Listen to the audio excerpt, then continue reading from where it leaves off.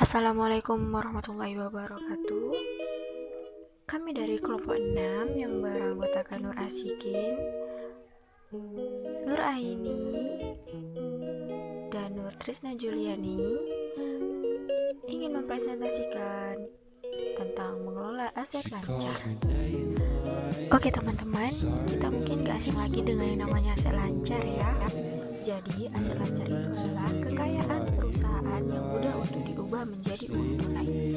Jenis aset ini dapat diukur secara pasti dengan satuan nilai mata uang.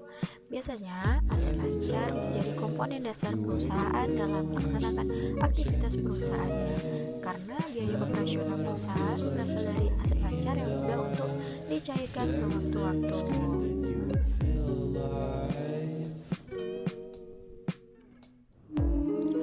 Oke, itulah dia sekilas tentang pengertian aktiva lancar.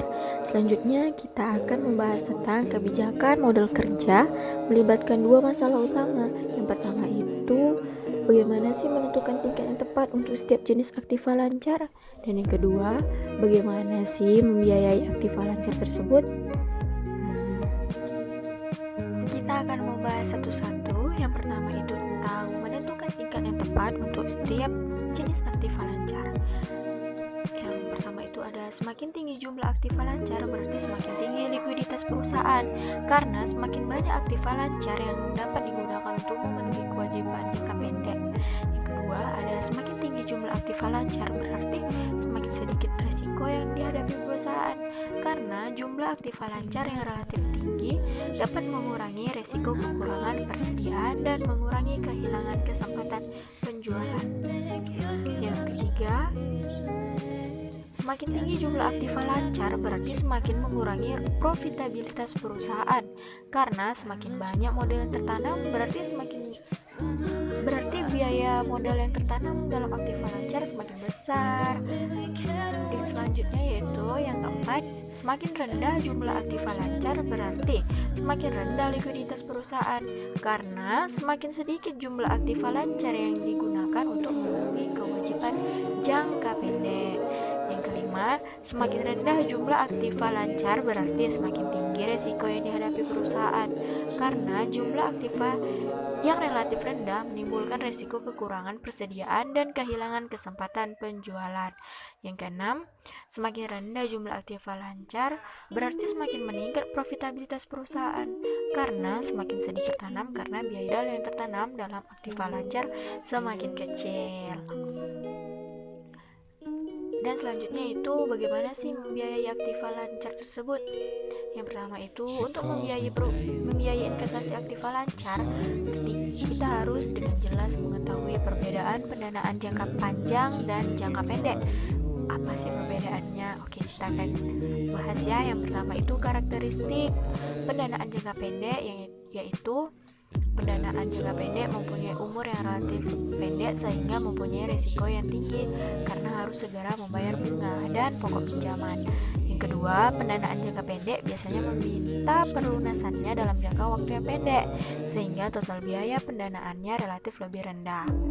Sedangkan karakteristik pendanaan jangka panjang adalah pendanaan mempunyai umur yang relatif panjang sehingga mempunyai risiko yang lebih rendah karena pembayaran pokok pinjaman dilakukan dalam tenggang waktu yang relatif panjang.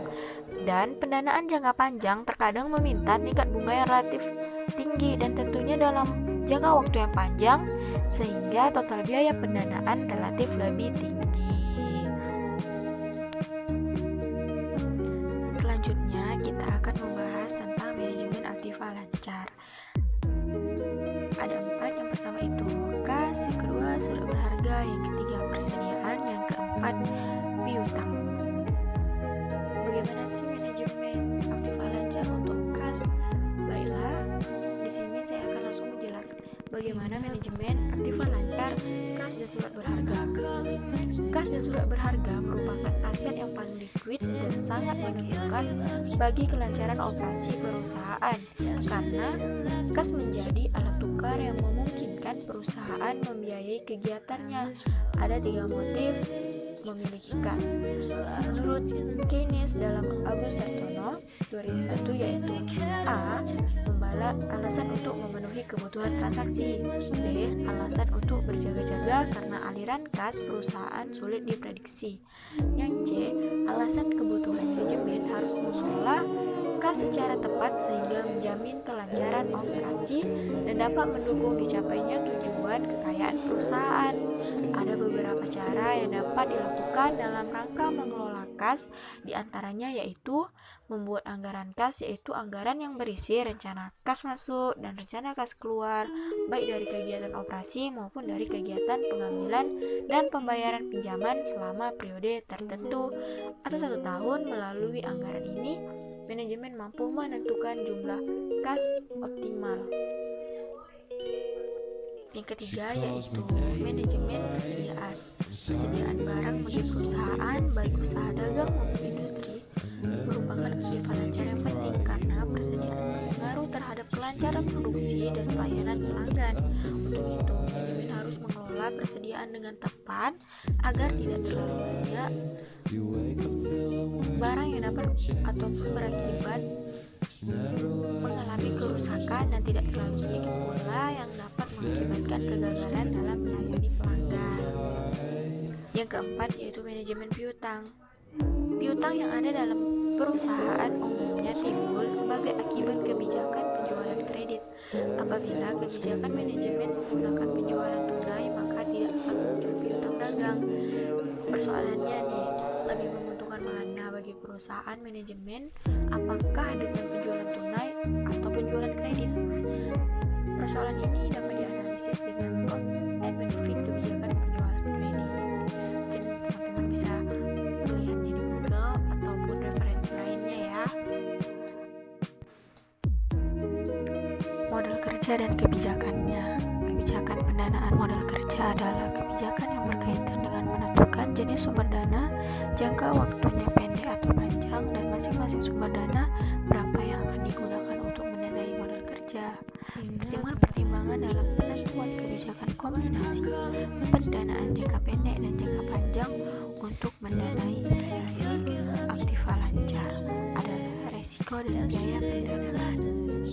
Pendanaan jangka pendek adalah pendanaan yang perlunasannya dalam waktu kurang dari 1 tahun, dan pendanaan jangka panjang adalah pendanaan yang perluasannya dalam waktu lebih dari 1 tahun.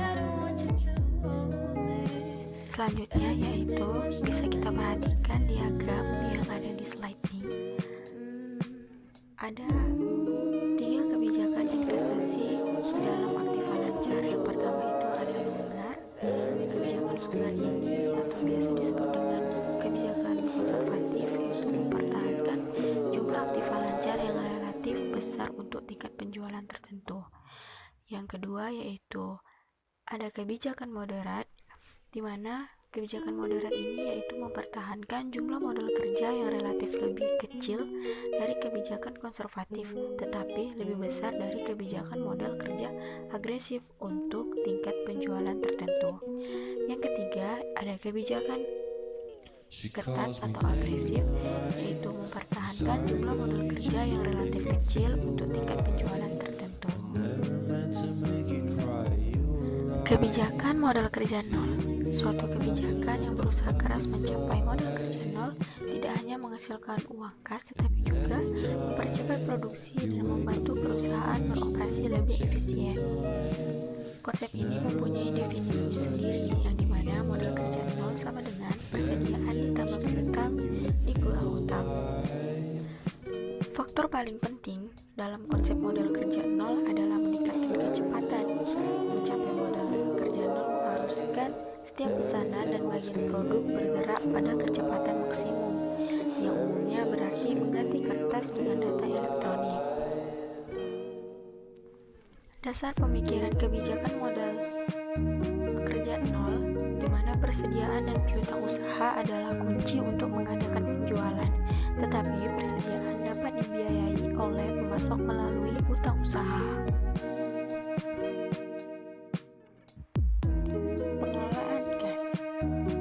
Kas adalah jumlah rekening giro bank ditambah dengan uang tunai, kadang-kadang ditambah dengan near cash marketable securities. Tujuan utama dalam pengelolaan kas adalah untuk mengurangi jumlah kas yang ditahan sampai seminimum mungkin dalam menjalankan usaha. Assalamualaikum warahmatullahi wabarakatuh.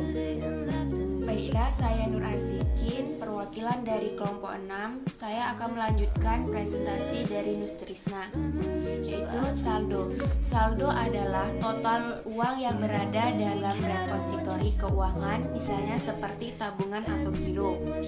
Atau bisa dibilang nominal bersih yang telah dikurangi dengan semua debit dan kredit. Maka dari itu, saldo akun bisa mempresentasikan nominal uang yang dimilikinya.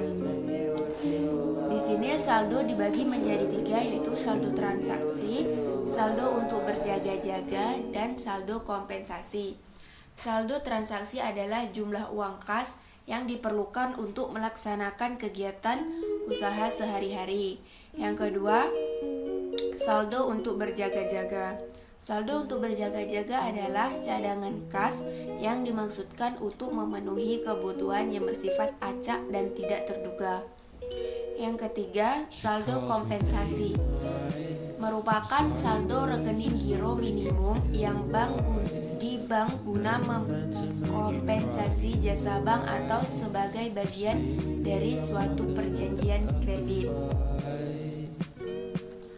Selanjutnya yaitu saldo spekulasi, di mana untuk memperoleh keuntungan dari memiliki atau menginvestasikan kas dalam bentuk investasi yang dipilih adalah investasi dalam sekuritas.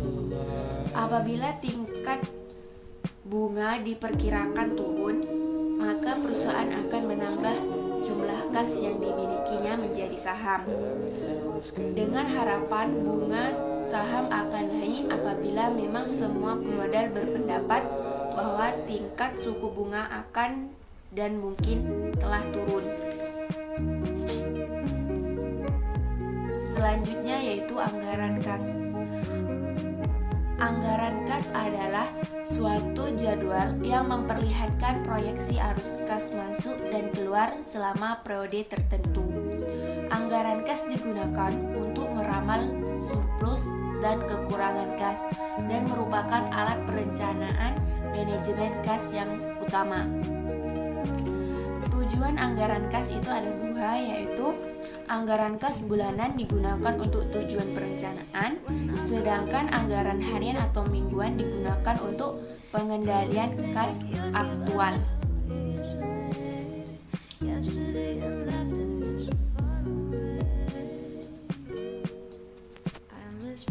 Selanjutnya yaitu teknik manajemen kas dikategorikan menjadi 5 kategori. Yang pertama, mensinkronkan arus kas. Yang kedua, menggunakan masa mengambang. Yang ketiga, mempercepat penagihan. Yang kelima, menentukan di mana dan kapan dana akan diperlukan. Yang kelima, mengendalikan pengeluaran. Yang pertama yaitu mensinkronkan arus kas.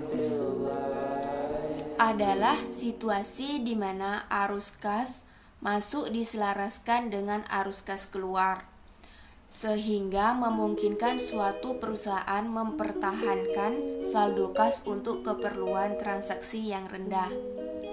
Situasi ini juga perlu berlaku pada perusahaan dengan meningkatkan ketepatan ramalan dan mengatur agar penerimaan kas selaras dengan pengeluaran kas. Yang kedua, menggunakan masa mengambang atau float. Didefinisikan sebagai perbedaan antara saldo yang diperlihatkan dalam buku cek sebuah perusahaan atau perorangan dan saldo pada catatan bank. Yang ketiga yaitu mempercepat penerimaan.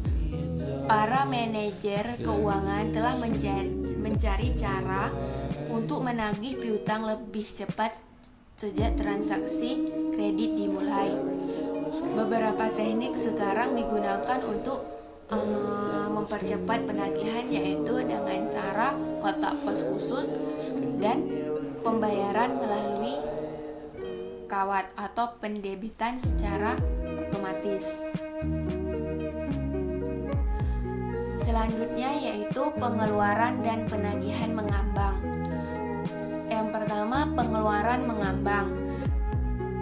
Maksudnya adalah jumlah dana yang berkaitan dengan jumlah cek atau giro bilet yang telah ditulis oleh sebuah perusahaan tetapi masih dalam proses sehingga belum mengurangi saldo rekening koran perusahaan tersebut di bank.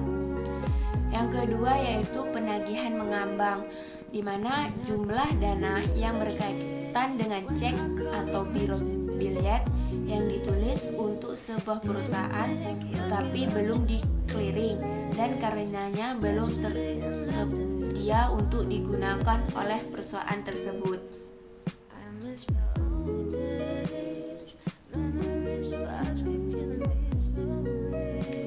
Yang selanjutnya yaitu nilai mengambang bersih.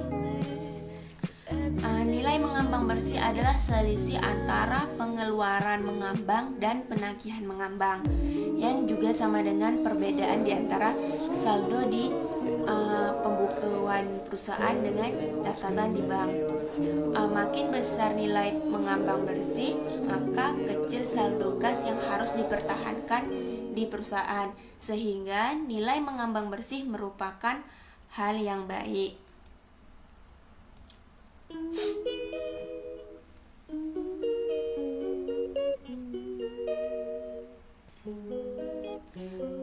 Mempercepat penagihan. Dua teknik yang dapat digunakan untuk mempercepat penagihan adalah itu seperti yang sudah saya berikan sebelumnya. Dua teknik yaitu kotak pos khusus dan transfer melalui kawat. Maksud dari kotak pos khusus yaitu adalah suatu prosedur yang digunakan untuk mempercepat penagihan dan mengurangi masa mengambang melalui kotak-kotak pos di daerah tempat yang dibayarkan. Kotak pos khusus adalah salah satu alat manajemen yang paling tua. Dalam suatu sistem kotak pos khusus, cek-cek yang datang dikirimkan ke kotak pos ketimbang ke kantor pusat perusahaan. Yang kedua yaitu transfer melalui kawat atau pembayaran melalui kawat. Transfer melalui kawat atau pembayaran melalui kawat yaitu semakin banyak perusahaan yang meminta pembayaran tagihan besar melalui kawat atau bahkan dengan pendebitan elektronik secara otomatis, di mana secara otomatis dikurangkan dari satu akun dan ditambah ke akun yang lainnya. Hal ini sangat ditentukan untuk mempercepat proses penagihan, dan teknologi komputer membuat proses tersebut menjadi semakin mungkin dan efisien.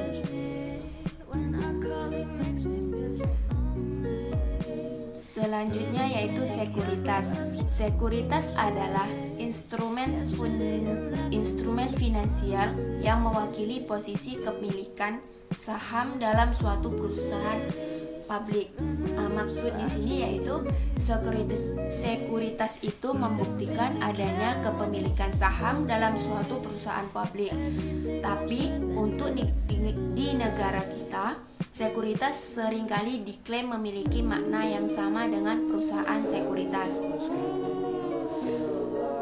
Perusahaan dapat mengurangi saldo kasnya dengan memegang sekuritas yang mudah dipasarkan, yang segera dapat dijual dengan harga mendekati harga tercatat.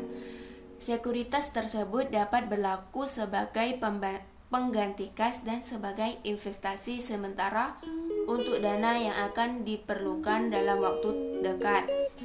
Keamanan merupakan pertimbangan utama dalam memilih sekuritas yang akan dibeli. Selanjutnya yaitu persediaan. Di sini terbagi menjadi pengelolaan dan kategori. Yang pertama, pengelolaan persediaan melibatkan penentuan yang pertama, seberapa banyak persediaan harus dimiliki, kapan melakukan pemesanan, berapa banyak unit yang harus dipesan setiap kali melakukan pesanan. Yang kedua yaitu persediaan dapat dikelompokkan ke dalam 3 kategori, Yang pertama bahan baku, kedua barang dalam proses, ketiga barang jadi. Bahan baku yaitu bahan yang tidak diproses yang digunakan untuk menghasilkan barang. Contohnya bahan baku termasuk aluminium dan baja untuk pembuatan mobil, tepung untuk produksi roti-rotian, dan minyak mentah yang dipegang oleh kilang. Yang kedua yaitu barang dalam proses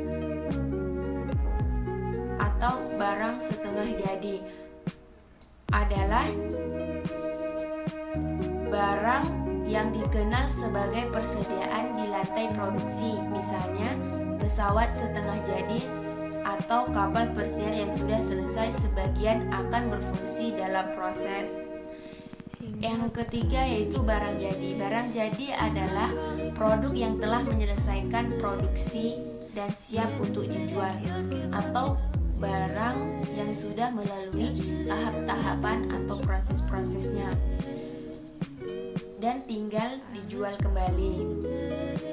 Biasanya pengecer menyebutnya dengan barang dagang. Contoh umum barang dagang termasuk barang elektronik, pakaian, dan mobil yang dipegang oleh pengecer. Sekian, terima kasih. Wassalamualaikum warahmatullahi wabarakatuh.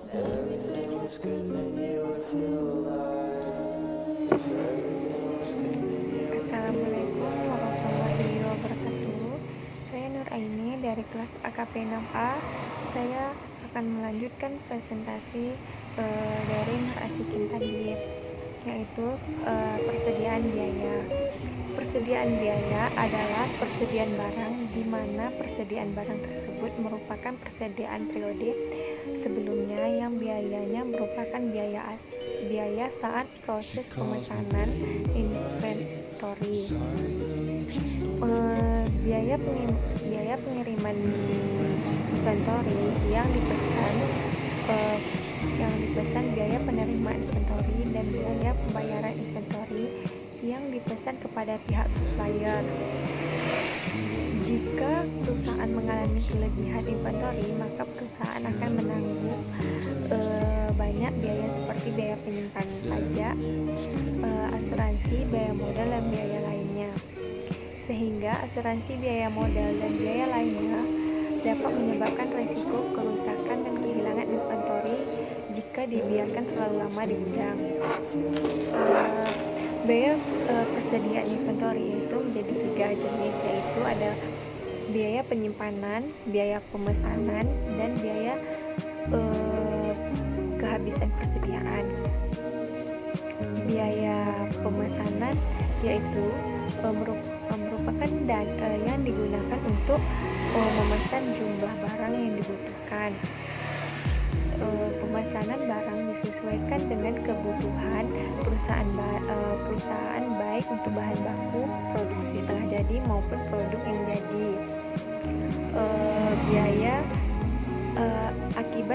Biaya akibat kehabisan persediaan yaitu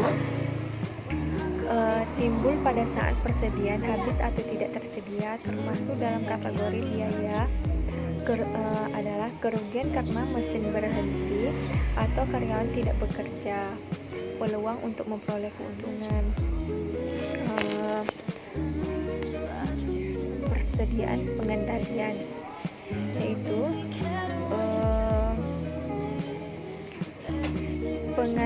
pengendalian persediaan adalah usaha yang dilakukan perusahaan dalam penyediaan barang-barang yang dibutuhkan untuk proses produksi agar terpenuhi secara optimal sehingga proses produksi berjalan dengan lancar, mengurangi adanya risiko yang akan terjadi seperti kekurangan barang serta perusahaan. Yaitu sistem pengendalian persediaan membantu menjaga tingkat persediaan yang sebenarnya, memastikan tingkat persediaan disesuaikan terhadap perubahan penjualan. yaitu perusahaan menggunakan sistem pengendalian persediaan, yaitu menjadi 3: metode garis merah, third bin method, atau metode 2 peti, two bin method. Sistem yang ketiga, sistem pengendalian persediaan terkomputerisasi, atau computerized inventory control system, yaitu metode garis merah, pengendalian barang atau persediaan dilakukan dengan metode benang merah atau red line method atau red bin, yaitu suatu teknik sederhana dengan menggambarkan suatu garis merah di sekeliling kegiatan dalam peti atau kotak tempat penyimpanan persediaan untuk menunjukkan titik pemesanan ulang.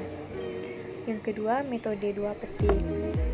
Metode 2 peti adalah suatu prosedur pengendalian di mana titik pemesanan ulang ditandai manakala salah satu dari 2 peti penyimpanan persediaan kosong. Yang ketiga, sistem pengendalian adalah suatu proses sistem pengendalian dengan menggunakan komputer untuk menentukan titik pemesanan ulang dan untuk mengatur keseimbangan persediaan. Itu persediaan sistem just in time terbagi menjadi 2, yaitu menekan biaya persediaan. Yang kedua, meningkatkan mutu proses produksi.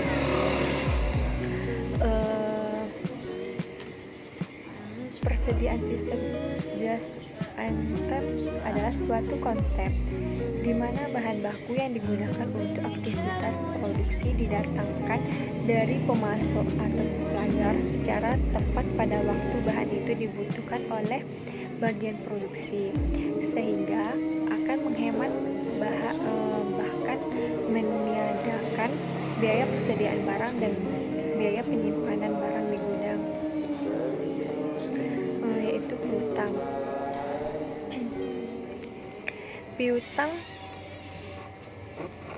merupakan kebiasaan bagi perusahaan untuk memberikan kelonggaran kepada para pelanggan pada waktu melakukan penjualan.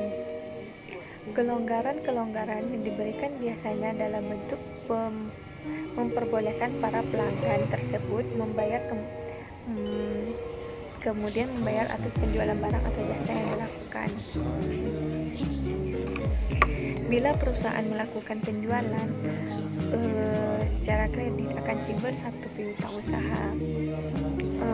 Yang kedua, untuk memantau posisi piutangnya dan membantu menghindari kenaikan piutang tak tertagih, perusahaan dapat menggunakan yaitu skedul umur piutang. Yang kedua, jangka waktu penagihan DSO. Kebijakan kredit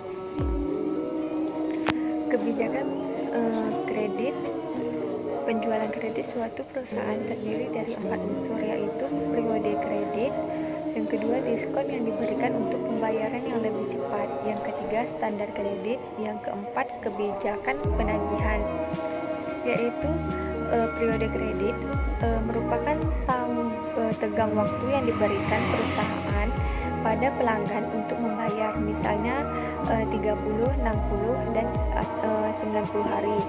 Panjang atau pendeknya periode kredit bervariasi tergantung dari karakteristik produk yang diperjualbelikan serta kebijakan pengumpulan piutang perusahaan. Yang kedua, yaitu ada standar kredit. Standar kredit adalah kualitas minimal kekayaan kredit seorang pemohon kredit yang ditentukan oleh perusahaan. Penetapan standar kredit memerlukan pengukuran kualitas, yaitu probabilitas terjadinya penunggakan oleh pelanggan. Yang kedua yaitu unsur pertama, bila digabungkan disebut sebagai syarat atau kredit, yaitu ada kebijakan kredit informasi eksternal DAS. dua sumber utama informasi kredit eksternal, yaitu ada asosiasi kredit, merupakan kelompok perusahaan lokal yang sering bertemu dan saling bertukar informasi mengenai pelanggan kredit. Yang kedua, lembaga penyedia informasi kredit yang mengumpulkan informasi kredit dan menjual informasi tersebut dengan biaya tertentu.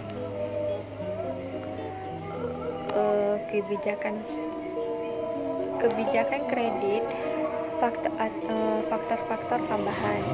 Faktor-faktor tambahan yang mempengaruhi kebijakan kredit perusahaan secara keseluruhan adalah yaitu ada potensi laba, yang kedua pertimbangan hukum. Potensi laba, laba adalah kemampuan perusahaan untuk memperoleh laba dan potensi untuk memperoleh penghasilan pada masa yang akan datang, yang dapat diukur dengan tingkat pengembalian harta atau return on asset atau ROA. Laba bersih dibagi total harta. ROA merupakan rasio pokok untuk mengukur tingkat keuntungan yang menunjukkan dari suatu lembaga keuangan. Tingkat pengembalian modal return on equity atau ROE, laba bersih dibagi total modal yang menunjukkan tingkat kualitas modal diinvestasikan. Kebijakan kredit atau tujuan manajer kredit. Tujuan pokok kredit adalah meningkatkan penjualan yang menguntungkan dengan memberikan kredit kepada pelanggan yang layak sehingga akan memberikan nilai tambahan perusahaan. Baiklah, sekian dari saya presentasinya.